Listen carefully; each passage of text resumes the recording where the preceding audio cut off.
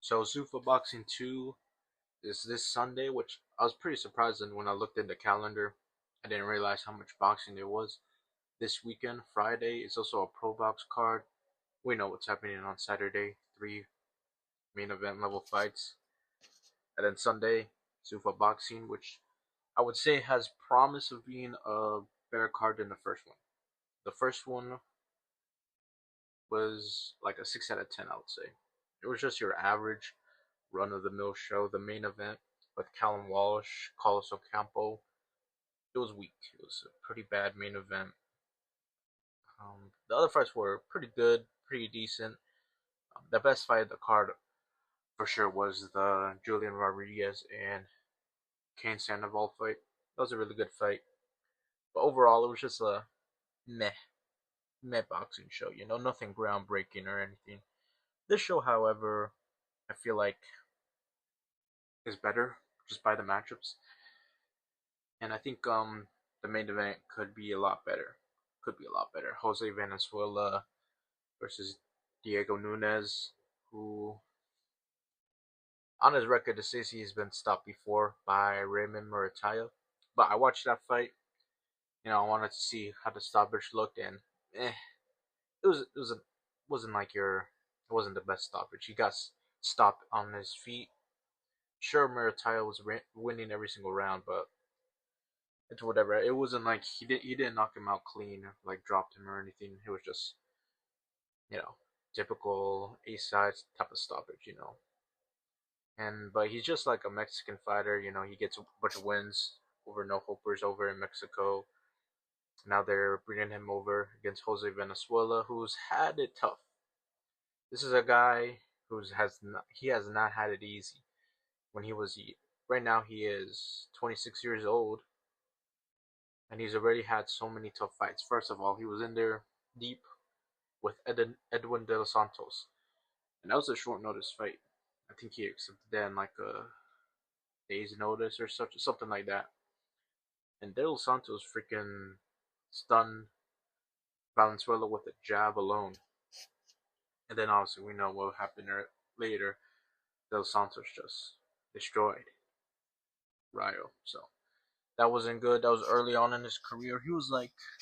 He's 26 now, so he was what, 22, 20, 23 when that happened. That's pretty crazy. 23, so young, and he took a beating like that.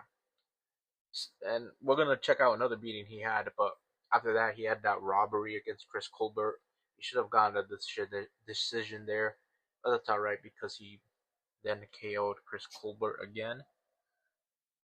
After that, he won the WBA 140 title against Isaac Cruz, which was pretty impressive for him, especially because of the type of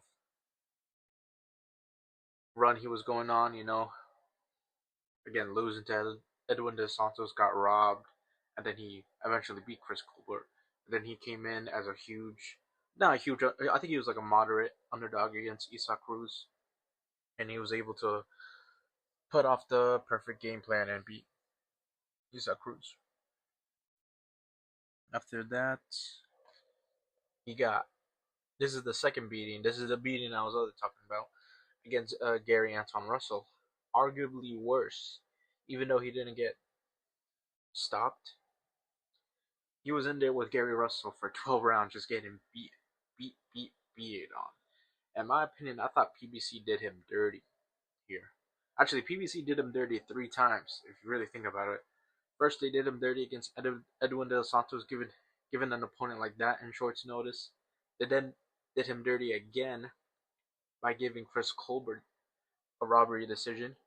And then they did him dirty a third time by making his first title defense against Gary Anton Russell. So if we really think about it, the PBC did El Rayo dirty 3 times. That's kind of crazy in my opinion. But yeah, he got beat. He got beat up that whole fight. It was honestly pretty sad to watch. But here he is back. Again, he's 26 years old and he's already had that many like tough fights. He's not had it easy. Is he gonna have it easy against Diego Nunes? He's coming in as a pretty sizable favorite. You just gotta wonder. I think he'll be good, even though he's had these tough fights. I think he'll still be good, and I think he'll win. I think he'll decision. I think he'll win the decision. Sergey Boachuk going against was it Butiev? Butiev. I haven't seen much of this guy besides the Amantis Stanionis fight back in 2022, which was a pretty decent fight. But other than that, I didn't see any other fights of Butiev or whatever you say his name. Um, but it seems like a pretty decent fight. I think Boachuk has a lot of question marks because he fell off against or after Virgil Ortiz when he fought Mikhail Fox. Well, he fought Ismail Davis first, which was pretty good, pretty decent performance. I think if I remember correctly, though, Boachuk did get like a little wobbled in like the first round or such. But other than that, it was a pretty good performance. Against Mikhail Fox, though, he looked very poor. He went distance. Mikhail Fox, he's a pretty good fighter, though, I would say so, but he was very negative to the point where Boachuk looked bad. He looked really bad. He couldn't get nothing off, and it was just a really bad night of boxing for Boachuk. And then that Brandon Adams rematch, he completely fell off. He none of his punches had any power. It just looked like he was throwing arm punches at Adams. Adams completely outboxed him in the rematch. And at that point, it looked like, well, you got to have question marks against Boachuk. Is this guy the same fighter?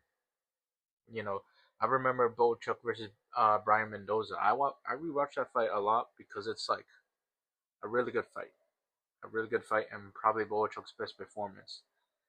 But you compare that Boachuk to the Boachuk versus Brandon Adams in the rematch, you're like, this is not the same guy.